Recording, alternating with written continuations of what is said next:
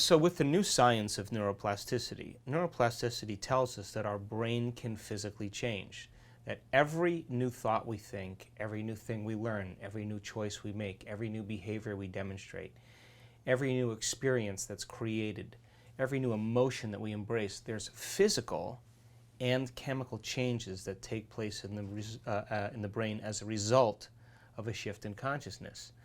So then, if the brain has the ability to physically change, then for the most part, the antithesis is also true.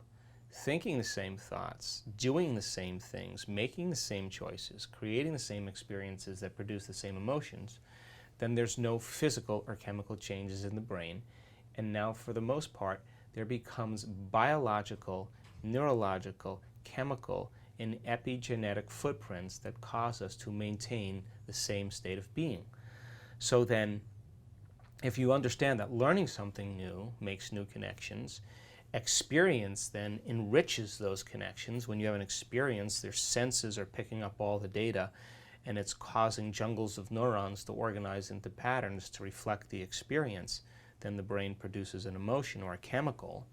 Then we could say then as the person is thinking the same way, they're firing and wiring the same circuits in the same sequences, patterns, and combinations. If they're performing the same behaviors, the same thing happens. So then, as nerve cells fire together and wire together, as you're making the brain work in the same ways, according to neuroscience, mind is the brain in action. So then the repetition of the same mind reinforces the same biology, and now the person really is kind of locked in a box. So the new science says that if we can introduce new strategies, new modalities to make the brain work in new sequences and new patterns and new combinations, then we're literally changing the mind.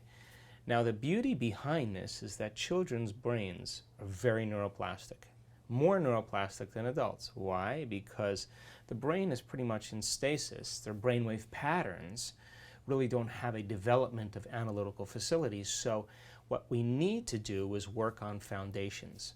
So if you look at something like dyslexia, there is a vacancy of certain foundations in terms of neurological networks that allow things to go from here to here, or from here to here, or from here to here to here. And those networks are not working in coherence. In other words, networks of neurons, communities of neurons have to function and begin to hold hands with neighboring communities and neighboring neighborhoods. If that doesn't happen, then that compartmentalization causes a compromise either in cognition or expression or something.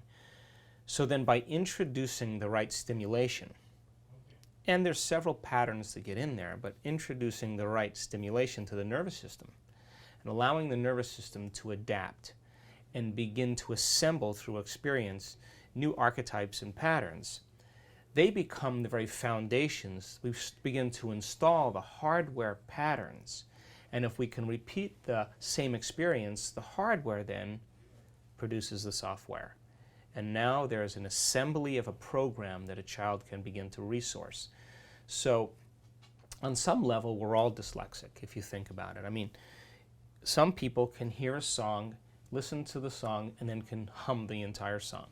Why? Because they've learned new things, they've studied music, they've sang, they've learned again, they've had a lot of experiences, they've improvised. So they have a lot of neurocircuitry in place to be able to do that. Me personally, if I hear a song, I'm dyslexic because I cannot hum that song back because I don't have the circuits in place or the foundation to be able to do that.